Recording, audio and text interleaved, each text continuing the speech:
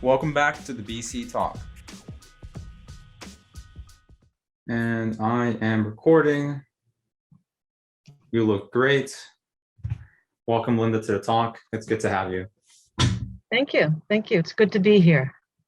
I love the background. It's really it leaves no questions about what organization you're working for or representing. All right. So like I said, this is going to be just a dialogue conversation. So feel free to just introduce yourself to the audience and then kind of have some questions to catch up. Okay.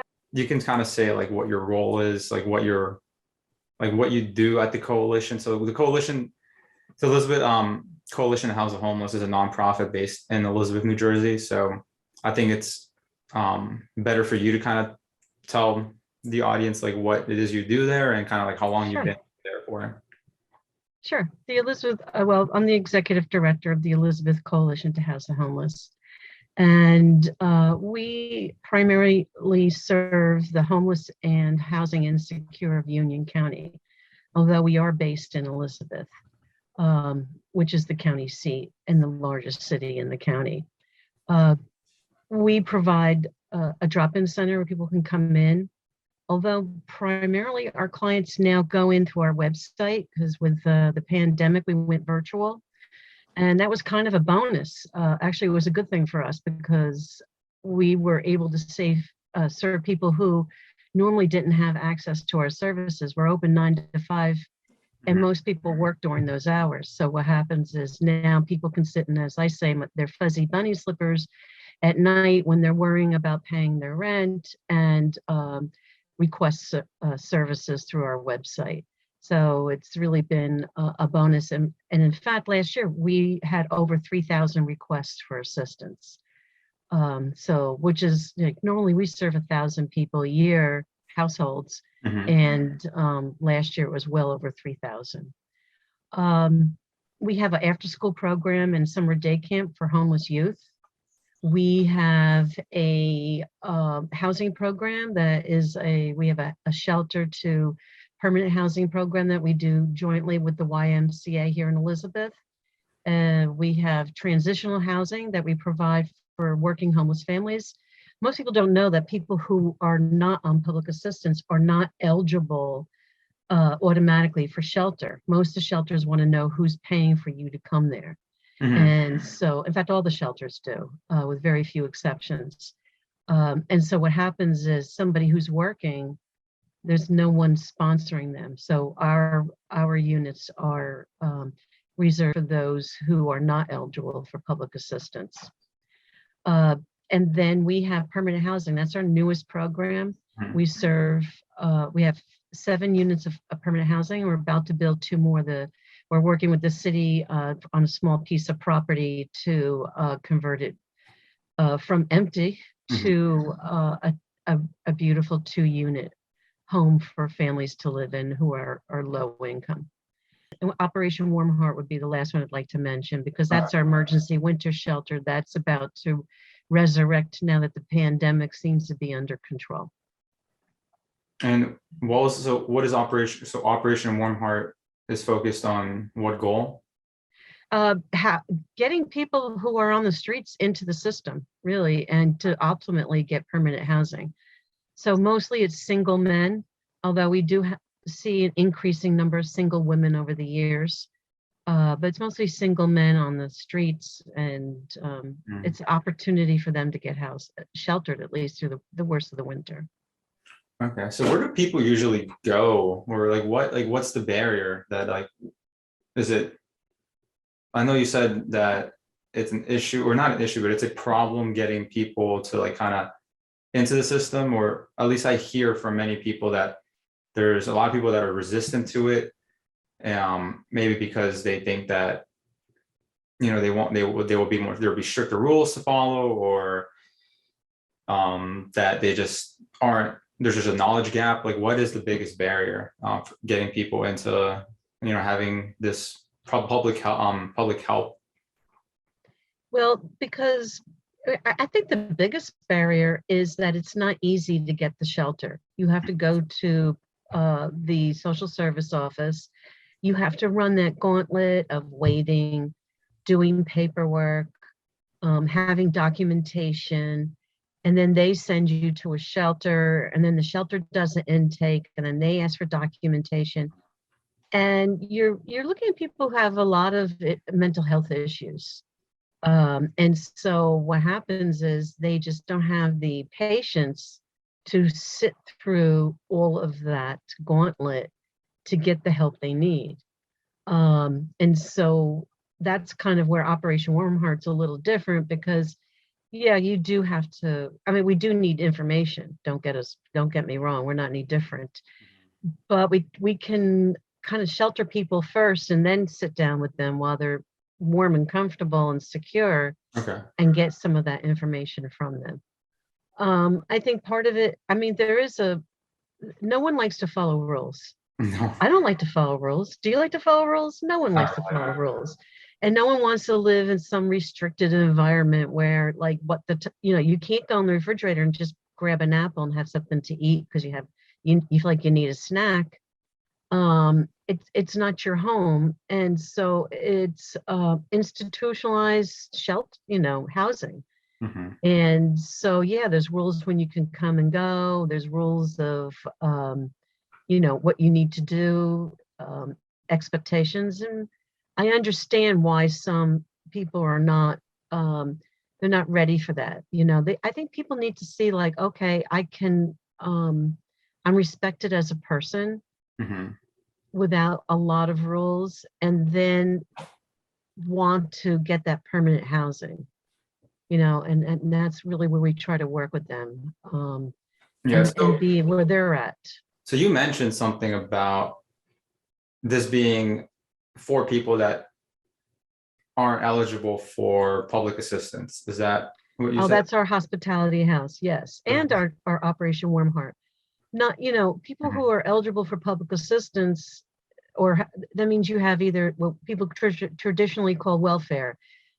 Officially, it's TANF, temporary assistance to needy families, or general assistance for single people or couples without children. Mm-hmm. And you have to go, it's a process to be on that system. And so not everyone is eligible. You have to be income eligible. And there's a whole, you can't have used it before. If you've used your 5 years, you can't get it again for like 8 or 9 years. Mm-hmm. So, there's a lot of rules and regulations governing that. And so a lot of people are not eligible. Yeah. So, or they just, they don't have the wherewithal to go through the system. They don't have ID. They don't have their birth certificate. And if you don't have those things, you can't get into social services. yeah. So I don't have much experience with like temporary assistance, like for needy TANF for short. So kind of walk me through like what's the timeline to even apply for help and then receive it? Is that usually like 3 months, 6 months? Is that why like it kind of like there's a lot? You have to get, from the time you get all of your paperwork in, and I would say there's a decent number of people who have all their stuff together. It takes at least 30 days. Okay. Now, if you walk into social services and say you want immediate need, they kind of do it, for lack of a better word, backwards. In other words, they'll give you the shelter and then you'll have 30 days to get everything taken care of. And many times that does work for people, but most people don't even know never even heard of immediate need. So unless they've been counseled by us or legal services or some other social service agency, they don't even know to ask for it because it's not offered. What kind of job what job description do you have? Like, does the workers in the legal department or like in your, so what I'm trying to say is like a high schooler getting out of high school or a high schooler graduating, goes to college or figures out what she wants to do, what he wants to do with her life or his life. What areas do they go into? Is it social work or is it like law school? Like what kind of employees are there? I mean, I think the most helpful would be social work to get your BSN, a BSW or your MSW.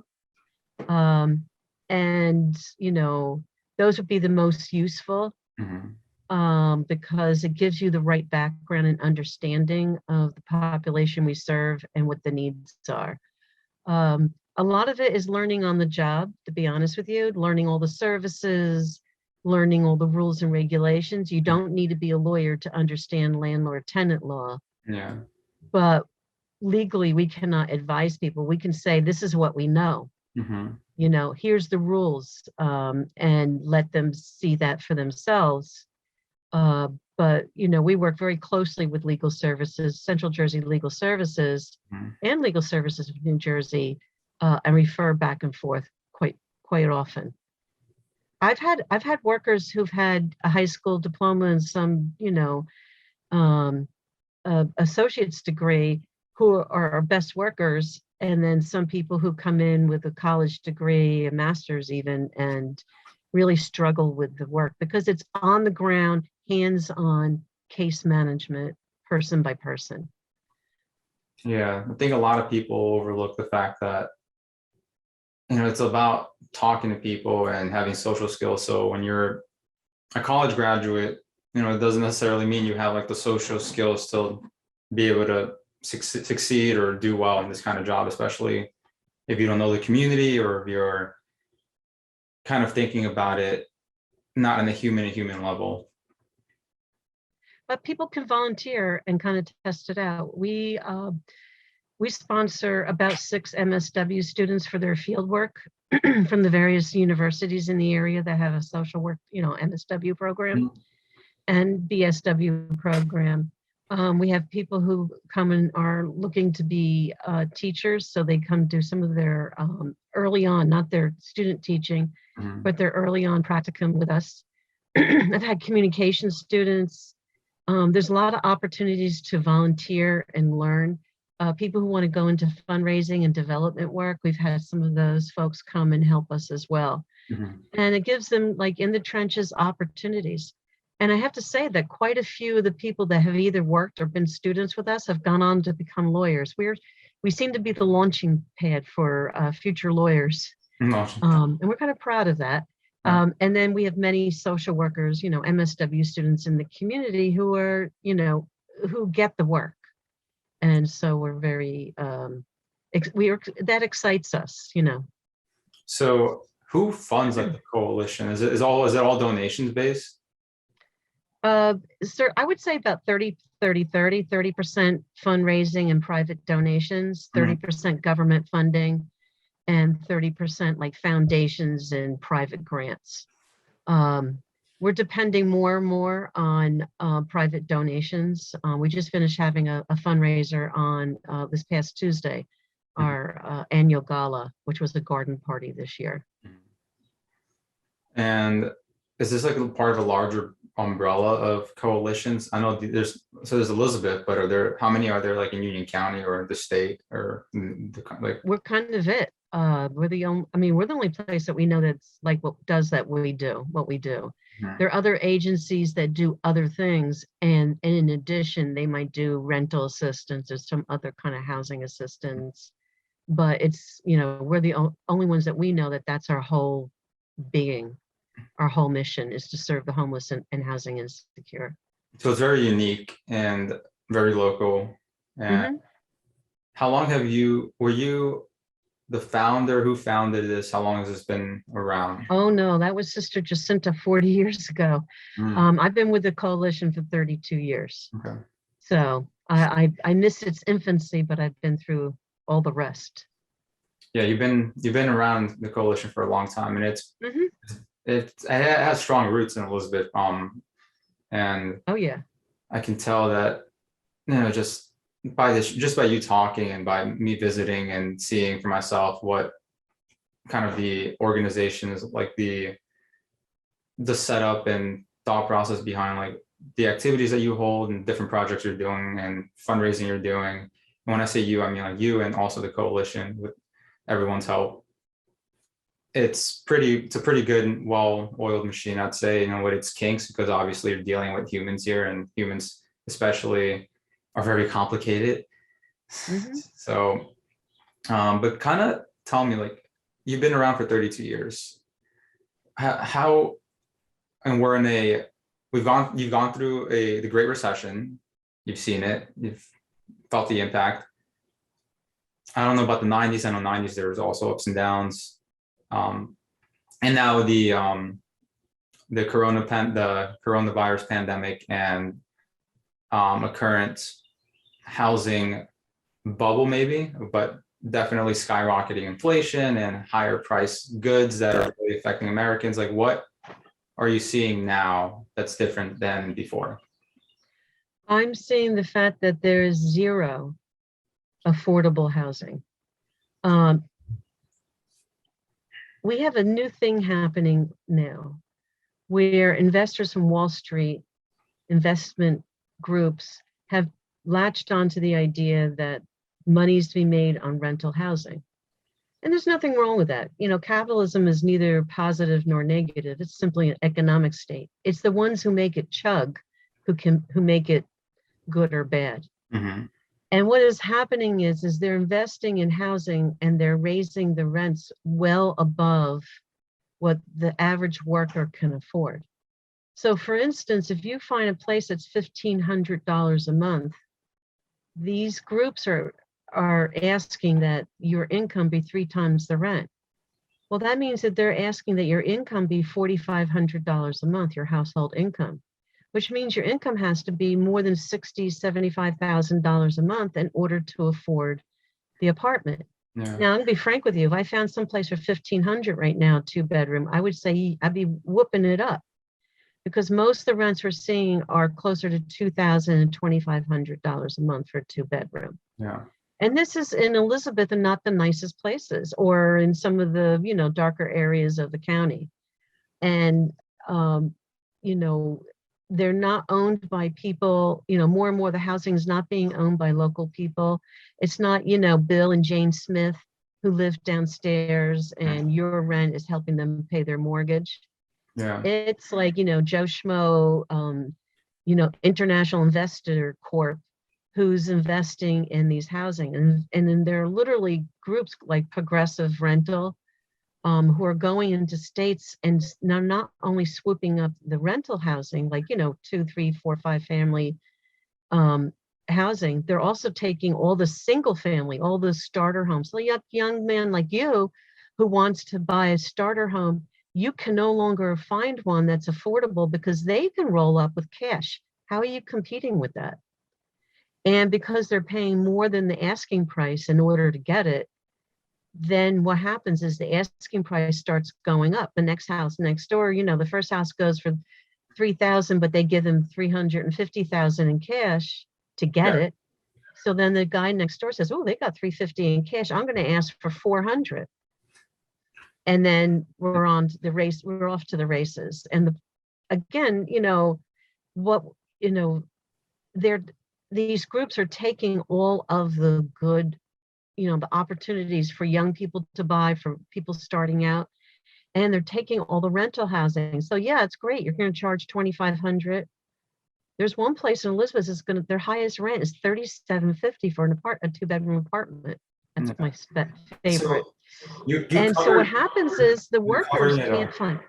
I'm sorry. I just wanted to kind of like I just wanted to say that pretty much you covered the big reason that I think a lot of people are failing to grasp, is that investor buy up of affordable homes, starter homes. Were you going to finish off a thought? I'm sorry. Oh yeah, I was going to say that the people who are the workers, the people that work in Walmart, and who work in the, in the daycare centers and all the teacher assistants, even the teachers, they cannot afford to find a place. They can't find an affordable place to live in. So what we're doing is we're not only squeezing out the poor and the very poor, which is its own sin, but we're also squeezing out the worthy poor, which is the workers who are have moderate incomes. And after a while, I mean, how many people are wealthy enough, earn over $100,000, because that's what you need to pay $3,000 a month for rent? How many $100,000 earners are there? The median income in Union County is only about $50,000 to $60,000 a year. I mean, we're basically pricing out the workers, and that's a problem. Yeah, you see it everywhere in the country. And, Yes, this is not a New Jersey problem. This is and it's, a yeah. national problem. So I don't want to go more into like what you said already, because I can reemphasize how bad it is and what's happening Mhm. with investors purchasing up homes, and people renting the American dream, which is something I've heard from some investors say, like, oh, people can rent the American dream as opposed to buying it. And then that creates its own dilemma of like, you don't have a retirement home, like a retirement fund by owning this home. So like then that leads to cascading down, just bad effects down the line. So when it comes to like, That's exactly what we've done to Black and brown people in mm, this country, is we've denied them an opportunity of home ownership. And exactly, you're right, Brian. That is how we build wealth in this country, is by owning property. So now we're basically denying the entire worker class that opportunity to buy, to build wealth. And you were not talking about getting rich and being billionaires. We're mhm, talking about building a retirement, passing money on to the next generation so that they have a chance to build. mhm. And so, yeah, that's real. If we're going to have a capitalist society, we have to ensure that to perpetuate itself, because otherwise it becomes an oligarchy. So you mentioned before what happens in a capitalist society isn't necessarily good or bad, kind of more depends on like kind of what rules are in place. So like, how do we change the system to like make it better, fair? And I've heard talks of like restricting the number of foreign investors, or um, making it easier to build and build more homes. Like what do you see as like the top 2 to 3 things on your agenda, if you could do, if you had the magic wand? A magic wand. Well, the first thing I would do is, I think there needs to be a cap. There needs to be a statewide um, Mount Laurel kind of law that includes the cities. Mhm, Everyone should be, every municipality should be bound to build a certain percentage of affordable housing, which would be fair market rent or below. mhm, And it needs to be a decent percentage. Um, there's a myth that investors won't want to, developers won't want to build in New Jersey if we don't make it really friendly to them. mhm, We are very desirable. We're between two of the largest cities in the country, Philadelphia and New York. mhm, People will come here. mhm, And so to build affordable housing for the workers that live here, I think would be really key. And Mount Laurel is trying to do it. It's been put in the hands of the Supreme Court, and it's being supervised. And I do see openings for affordable units, but it's so far below what the need is, mhm. because it doesn't include the city. So I think it's time to include cities under Mount Laurel, and that it needs to be retroactive. It can't be, anything new, So Mount because like Laurel is take a Elizabeth, lawsuit. there is nothing new left. Is that a lawsuit, or what is Mount Laurel? Mount Laurel was a decision by the Supreme Court through a lawsuit that said that each town had to provide housing, affordable housing for its residents. And that's kind of like a Reader's Digest version of it. And then what happened was, they had a committee called COA, and that committee made the decisions regarding, the building of affordable housing. And then it went on a shelf. And during the Christie administration, they tried to shut it down, Mhm, saying it wasn't serving its purpose, and it wasn't doing this, wasn't doing that. It was because they weren't making it do that. And it's under the governor's office. So a group called Fair Share Housing took it to court, and it went to the Supreme Court. It was a class action suit, I believe. And the Supreme Court took over Mount Laurel, and then demanded that every municipality under Mount Laurel um, have a plan and enact a plan for affordable housing. You see that in Union County, Cranford, Westfield, Scotch Plains just opened about 60 places, units. So we're seeing it come very slowly. It's taken like 5-6 years, but we're starting to really see the fruit of that lawsuit. The problem is that your cities were exempt because traditionally they were doing their fair share. They were providing housing to the poor, very low income. And so they were exempt from Mount Laurel, understandably, but it's a different world now, 40 years later or more. So And what, is there like a percentage that like the city municipalities need to cover? there is a percentage, and I'm not too sure what it is, and I don't know if it goes according to like your population or the income of your population, but there is a formula for what they're determined. Like I think Union Township, they had to build 1,000 units. Mhm. So And what do they go for? Like, what is like the current fair market rate, or like right now, like what a, is it a affordable? 2-bedroom under fair market is $1,479. Okay. So it's not cheap. Mhm. It's affordable. And so somebody, and those units, they can't do things like say your income has to be 3 times the rent, Mhm. because then it would just defeat the purpose of having affordable units. They have to rent it to low income or low moderate income families. And Mhm. there is a income eligibility for those. And there's like an application through a certain There's website. usually a list through the local housing authority, Mhm. or some entity that this town has designated to handle that. Mhm. And so you get on the list, and then you can get into that housing. Okay. Kind of like the senior citizens housing, you see, you get on the list and Mhm. Is this all like online now? I'm not really sure. I believe it pretty much is, which Yeah. of course limits people who don't have access to online. Very few people don't have access. What they don't have is the good technology to Mhm. do it easily. I think, So if they yeah, come in our office, we can do that for them or with them. yeah, and that's the other thing. Like people aren't tech savvy, even for things that are very simple for me. For you, there are people, especially if they're not the strongest English speakers, or maybe Spanish or some other um, language. There's language barrier that's always a big thing, and also just kind of like navigating a phone. It can get tricky for some people. I see it all the time with my parents, and they've gotten better. I have to be super patient, but I try to teach them as much as I can without just doing it myself. But yeah, it's like it's big, and the simple things, like even me, like sometimes like I don't know if it's really, I mean, renewing my license seems simple enough. It seems online, it's not as hard.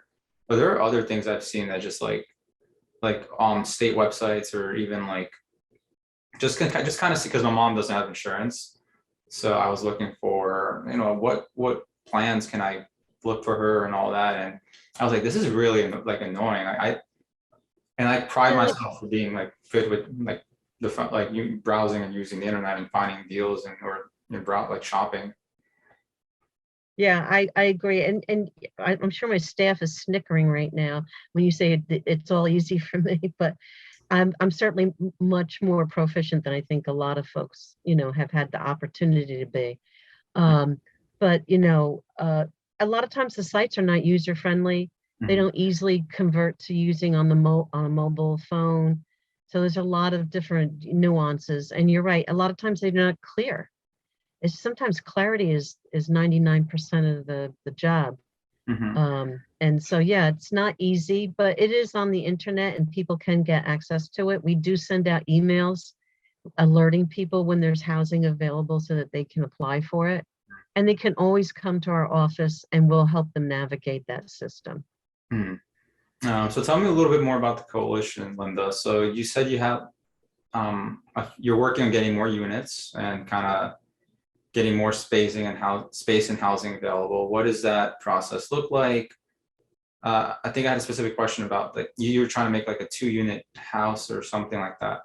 Right. So we're going to build, we have a 3-family and two families, and we're going to build another 2-family house.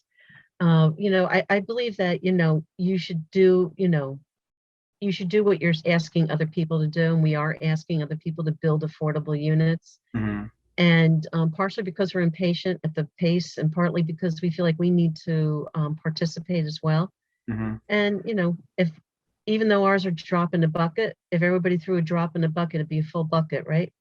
So we're going to build another 2-family, and then our goal is to build, from our strategic plan, is to build 50 units in the next 5 years of Mhm. affordable housing, Okay. and to provide, families who can't afford the housing that's available, units that are affordable.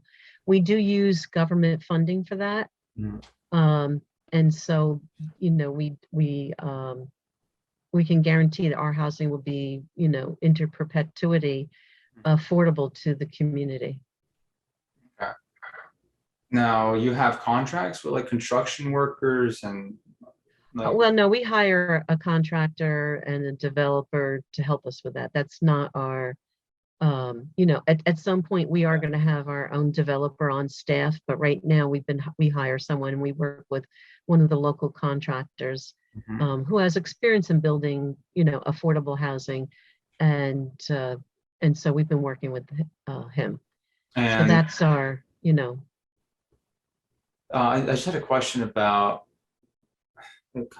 well, I lost it, but I did have a second question after that one. So when it comes to like the houses by the port in Elizabeth, I believe that's downtown, right? The port's downtown.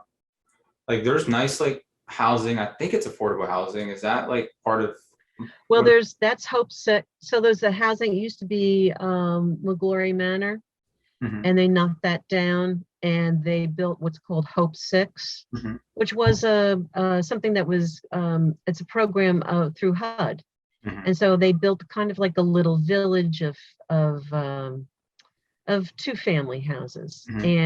and that is run by the housing authority, And or through that's the housing authority. is And rent. then behind it, literally on the waterfront, are condominiums. Those are private, and those are unaffordable. You have to buy Yeah, those. I could tell the condominiums are private. Like I'm like those are like expensive. That's the vibe I got. Right now, what we're building almost exclusively in Elizabeth is our luxury units. And that's not even, not even just Elizabeth. If you drive anywhere in Union County, all you see are luxury units going up. Mhm. There are affordable units going up, but they're, kind of hidden and dotted here and there. That's the other thing. I feel like affordable units need to be nice. Like you need to like it needs to look pretty. Like it just kind of because then it kind of enforces that not in my backyard view. Like, oh, I don't want that in my backyard, that ugly brick building. Like I think there needs to be investment in like making it look nice, pretty, like a good like a nice starter place to raise your Yeah. child. Yeah, we want, we believe there should be nicely landscaped. There should be space for That's the children to great. play. And it should be, kept neat and tidy so that people come home, and they, when you come home and your house looks nice, you can be relaxed. Yeah, I mean, You like your know, environment has like a psychological impact on you. I don't know if you saw like absolutely. in Newark, like their projects are coming down, like those big giant like project buildings. Like they're finally tearing it down. It's been abandoned for a couple of years, as far as I can tell, because I run by there sometimes too. Weekwick Park, a nice park I like to run at. It's a Hmm. wonderful place to run for everyone watching. Um, and it looks so ugly every time I look. I mean, it was abandoned, so things are boarded up. But I'm just thinking, like, wow, like why? It's just like as a kid, like that easily can affect like your future GPA, social skills, like what you see and grow up and how like what you're exposed to.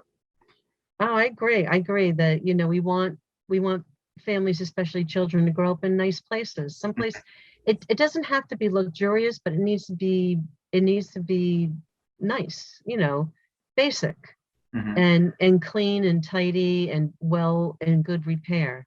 Mhm. And I think that I mean, certainly the affordable units I see go up, the housing authorities put up quite a few, um, and other entities have built some affordable housing in the area. Um, what is it? I can never remember the Vermillion, Vermilla, which is yeah, across on Morris Avenue. from Kane University. There's a whole building of affordable units. They're in the back. Yeah, and they don't have marble Hmm. counters and stainless steel uh, appliances, but they're really nice.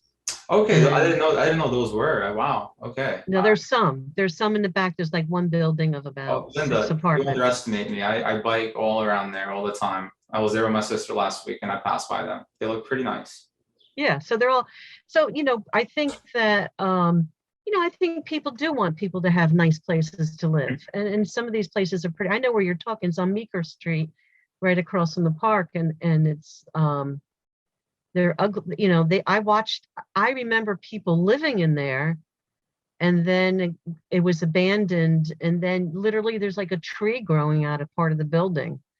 Mhm. It was left so long. And so, I'm glad to see them come down and build something Yeah. better there. My hope And is that's that something good that's happening in Newark. in Newark there's that, and I think Elizabeth owns the property, the cookie factory that burned down, or at least Yes. within Elizabeth domain. Like that's been an empty lot for so long now, and I know I've heard from like one or two councilmen in Elizabeth that it's going to be like a either condominiums or apartments. I think apartment building or like a large apartment complex. It hasn't happened yet, but I'm sure there's a lot, like maybe the pandemic affected things, but yeah, like there's opportunity, there's land for affordable housing and more opportunity, like for people to move in. And And make it mixed. Yeah, make it like a normal neighborhood of mixed incomes, and have some affordable units in there, so that people have an opportunity to live somewhere, that's nice. And to be around other people, because I think you're right, when children are exposed to other um to a mixed neighborhood, it helps them. yeah, I mean, I think Elizabeth's actually a really good mixed neighborhood. In Um, general, yes, it is. in I, general, I raised my kids here and I'm glad for it.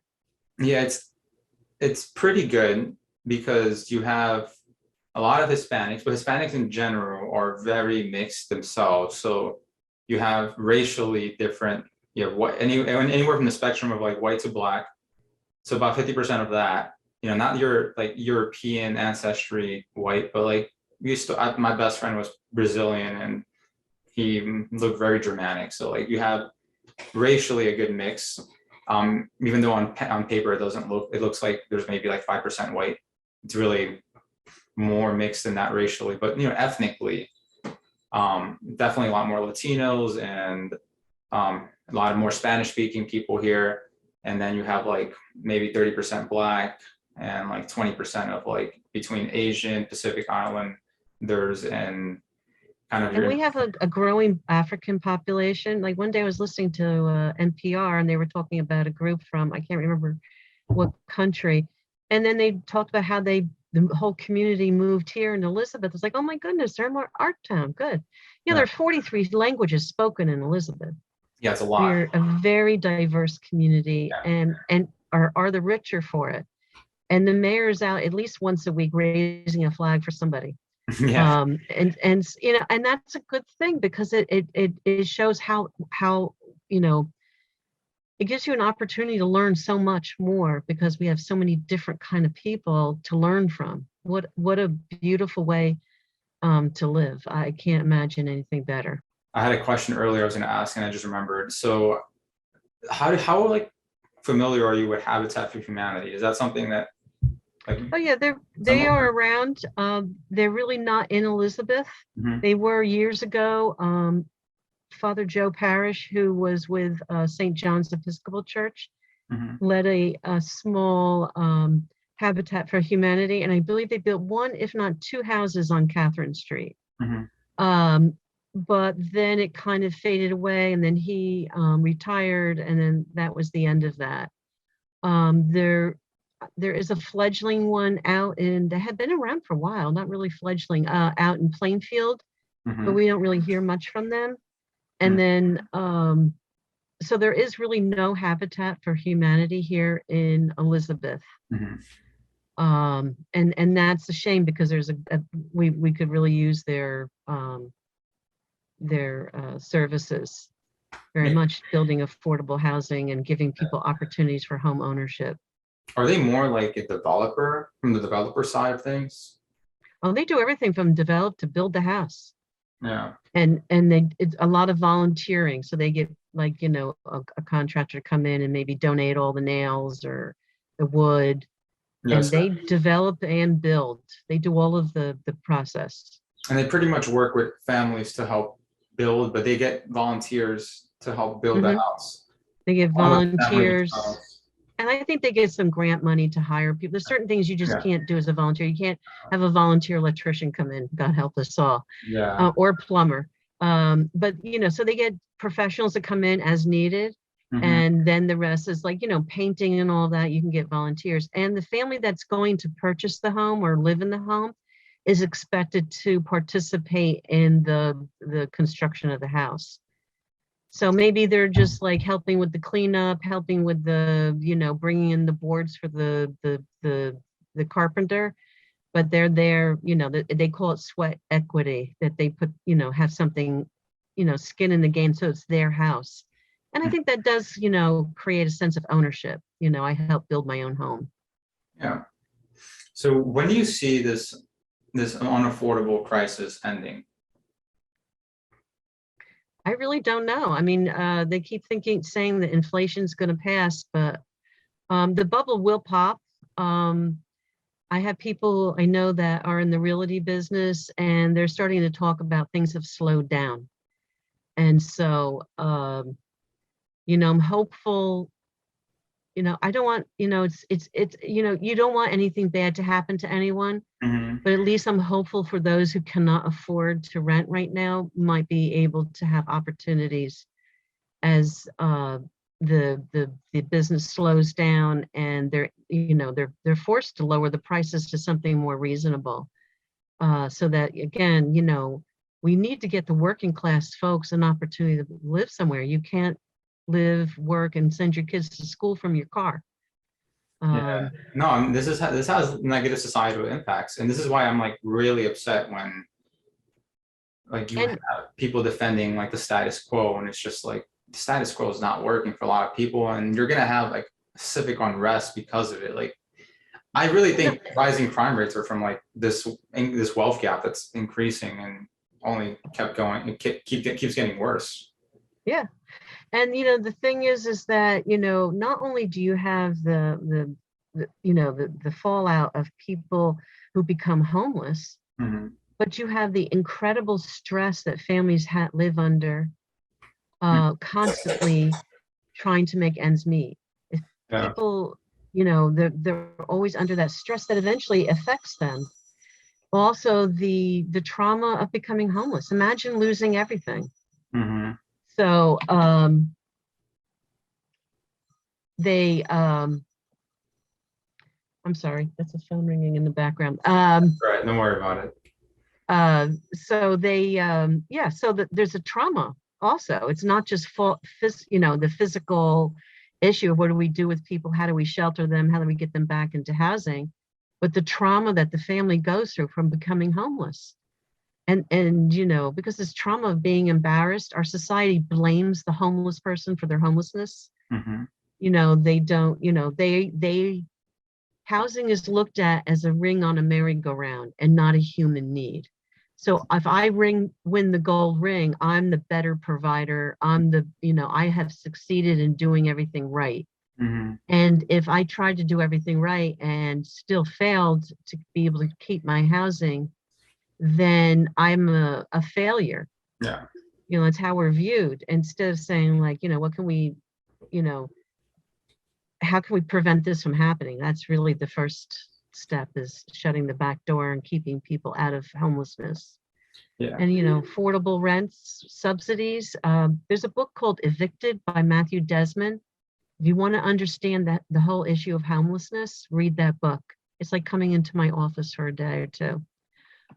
It was a profound read, and he offers some suggestions, and one of them is a universal subsidy for people, so that if you cannot afford housing, at least there's some subsidy to make up the difference between what you can afford Like and the rent. universal, like a universal income, or universal like for certain income levels. Rental subsidy. So depending on what your income is, you would be eligible for a housing subsidy.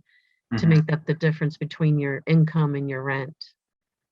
Mhm. Because what happened is the landlords went, uh, Section 8, which is, the oldest subsidy that we're aware of, they say that your rent shouldn't be more than 30% of your income. So if Mhm. you, let's say you earn $100, $300, your rent shouldn't be more than $100. So I Now, have if a your question for you, rent's Linda. This is going to be a kind of like a critique from the right. Um, just because I want to offer that to the audience. So from the right, kind of Republican conservative base, you have the argument that if you give subsidies to people of low income, they're only going to be that's only going to keep them in that just keep wanting more of the subsidies or falsify income records so that they stay that they're more unemployed or that they work less or like there's this thing of the lazy drama queen. There's this idea of not drama queen, I'm sorry, the lazy welfare queen. What's your response to that critique? Well, first of all, the story that was invented by Ronald Reagan Mhm. as a political ploy to put down people on welfare. So you have to look at, why are people on welfare? Well, because you cannot survive on on jobs that earn only you know minimum income, Mhm. minimum wage. All right, that's the reality. No matter how you slice it. The other part of it is that that way of thinking operates on a mentality of scarcity, that there's not enough for everyone. And so, you're going to have to make do or manage as best you can. Mhm. And I think that, for basics like food, water, the basic things like Maslow's hierarchy of needs, step one, you need to make sure that people have access to shelter. Because if you want people to move up, they're not going to move up if they have to work out of their car, because you really never get out of that hole. Mhm. And so there has to be some kind of subsidy system so that people can manage to pay the rents. I mean, not even middle class people can afford $2,500 and $3,000 a month for rent. Mhm. And So it's kind so, of so your argument is basically, listen, there's a problem, there's a system-wide issue. We need to provide a base or a safety net. That is what these subsidies and a lot of honestly, the socialized welfare system that in its current state does have its flaws, but overall is helping people out and from becoming homeless and from perpetuating societal ills like mental health illness or violence as kids grow up in these environments that are traumatic if parents are evicted. and you need to think about, let's get down to dollars and cents. It Mhm. costs you more money to shelter someone Mhm. and get them back into housing than to keep them in their housing. Mhm. Infinitely more. Like if you shelter someone in a hotel, you're paying well over $3,000 a month, a Mhm. family in a hotel. Because remember, those hotel proprietors are not charging you lower rates because the person is homeless. Dream on. So Um, now from the so perspective it of costs you more lifting. money. Plus, you've got first month's rent and security that you've got to provide to get the family into housing. So it's less expensive to keep them in housing in the long run. Yeah. And there are less people on welfare today than there were 5 years ago. Mhm. And what about people who work for big, large companies that cheat on the company? And we call that, white collar crime. But when people are poor, we're blaming them and calling them cheaters and lazy. That's not okay. But when someone is lazy and cheats in their big corporate company, that's okay. We even give it a nice name. So Yes. we have to be really careful about what we're talking, because you will rapidly slide into racism, is the bottom line. I 100% agree. I think that um, we should make a lot more laws that hold wealthy corporations, executives liable for criminal offenses, not civil offenses, for conducting fraudulent things. Like Wells Fargo had this thing where they were falsifying records to Right. open up credits that people never open, and there was no criminal charges there.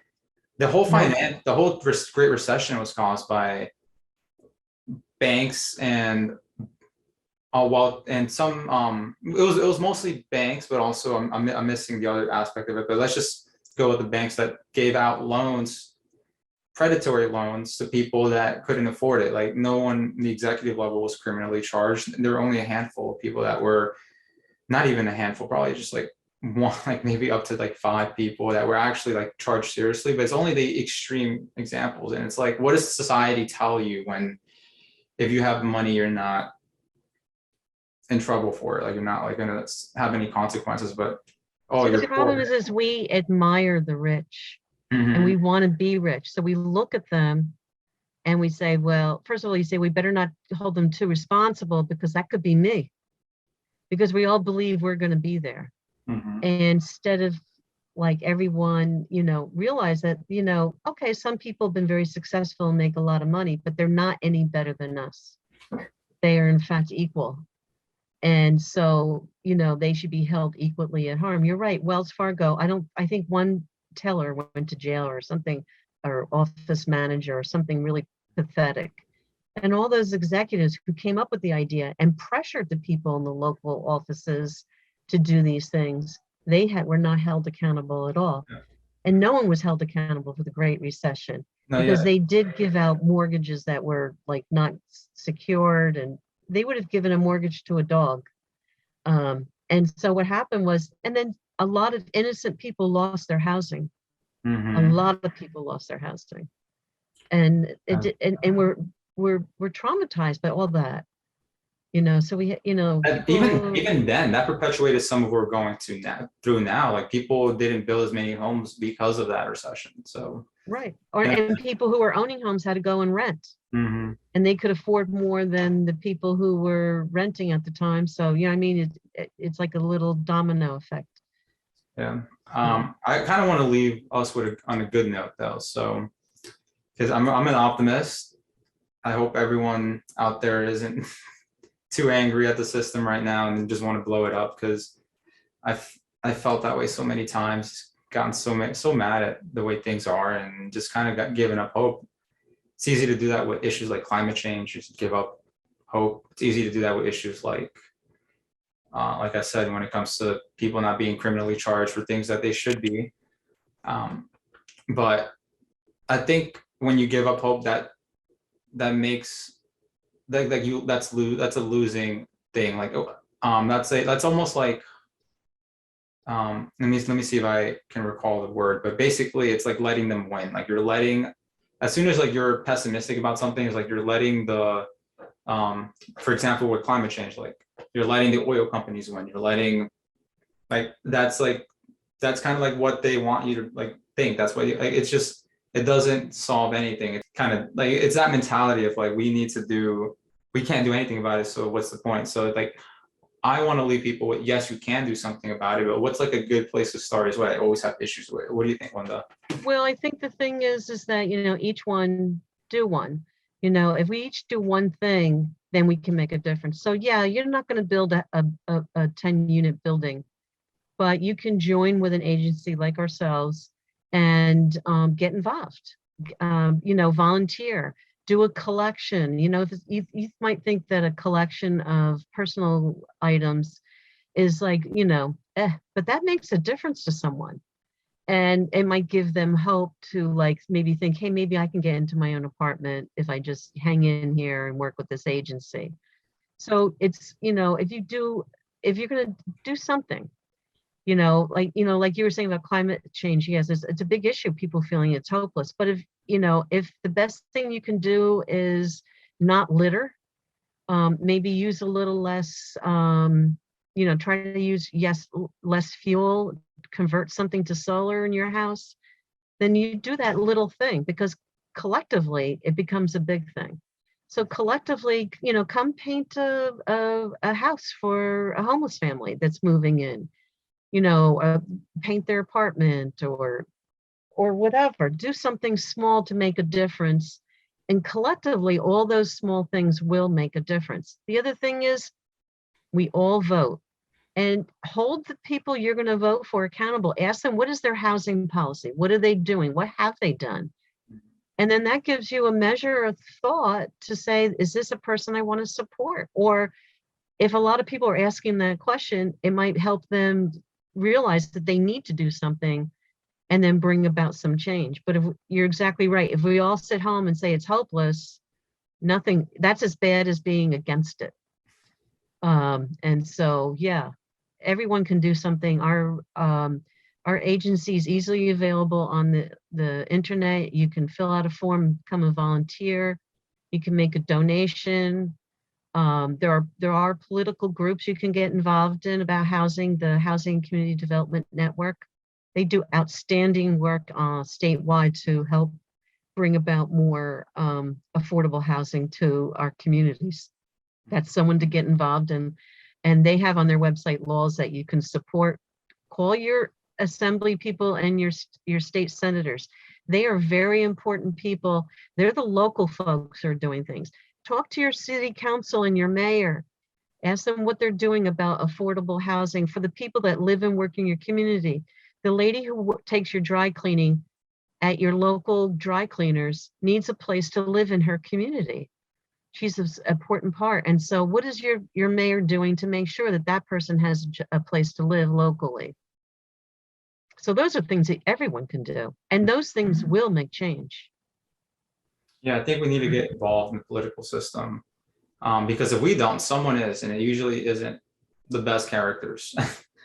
And Well, it's not the people who think like we do. So, yes, I mean, I'm not saying like the people involved in politics are all bad characters, but like it's almost becoming like joining the police. People want the police to change and be great in terms of like how to deal with people and mental health, but then like a lot of people that have these great thoughts and want the police to be more empathetic, a lot of these they don't recruit that many people from that like thought.